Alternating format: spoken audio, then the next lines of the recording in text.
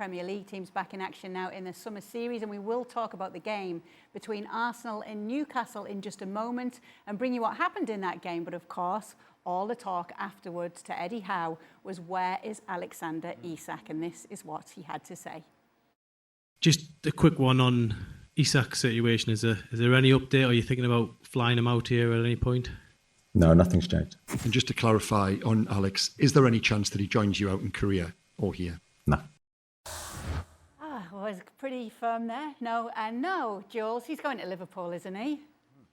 I don't know if he's going to Liverpool, but he's been very clear with the club in the last few days with Newcastle that he wants to leave. And I don't know if we can talk about forcing a move, but it certainly feels like that. You saw the face of Eddie Howe. He knew the question was coming, and the answers are very obvious. He said no, he doesn't want to be out there. He doesn't want to be with Newcastle. He doesn't want to take part in the Arsenal game, in the Arsenal friendly game today. He doesn't want to join them. He doesn't want to play for them anymore, which is an incredible situation, really, when you think about, we're talking about one of the best number 9s in the world. Whether he goes to Liverpool or somewhere else, we don't know yet.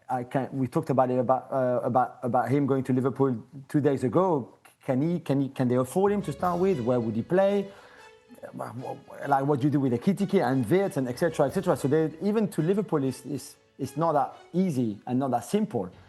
But I just hope for Alexander Isak that he's got another option than Liverpool, because if it doesn't happen to Liverpool, it would be very strange if he has to come back to Newcastle. Now, Shaka, this has nothing to do with me bringing this up now, because the Newcastle manager himself, Eddie Howe, has been forced to discuss it once again. This is not my doing. Too late.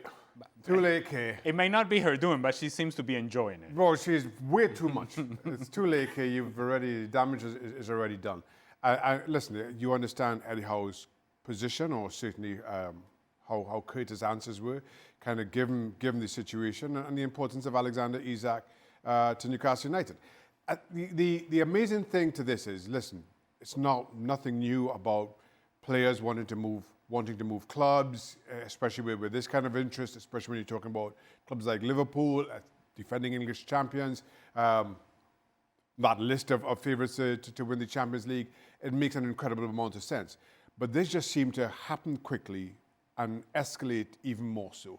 In that, normally, these things kind of drag out a bit in terms of if I'm Alexander Isak and you have this interest, there's some suggestion, well, there's a new contract or some kind of negotiation going on with the existing club.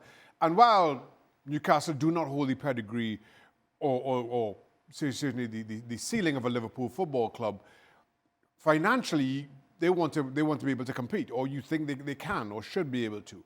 But even that has not kind of materialized. So I understand Eddie Howe's kind of position, if his body language is, if I may be so bold, is to be understood correctly, that this is kind of come as a very sudden blow, and there's no stopping this at this point, which from a Newcastle perspective, of course, is disappointing. To Jules's point, if it doesn't materialise a move to Liverpool, which is very much assumed what he's pushing for and what he wants, that's a problem for Newcastle and the player, right? Yeah, it could be. Up until he shows up the first game of the season, scores a couple of goals, and then, hey, one of ours. He's been one of ours the whole time. Nothing to see here.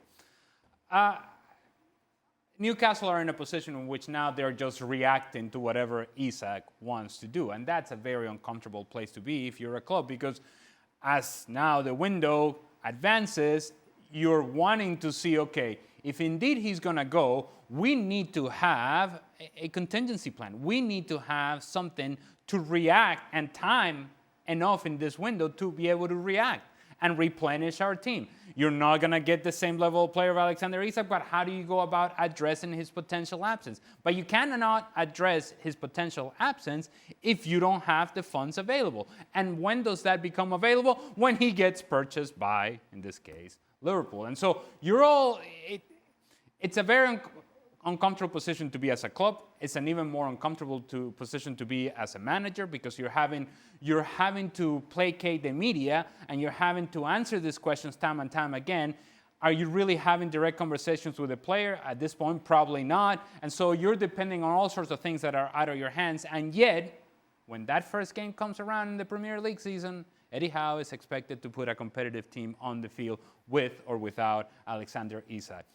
As for the fans, they may be hurt right now, but if Isak is part of Newcastle, first match of the season, and he goes on, as I mentioned earlier, to score the goals that he was able to score last season, forgive and forget, because you're fortunate, and you should consider yourself fortunate, Shaka, as a Newcastle fan, that indeed you were able to keep this player, whatever the circumstances may have been.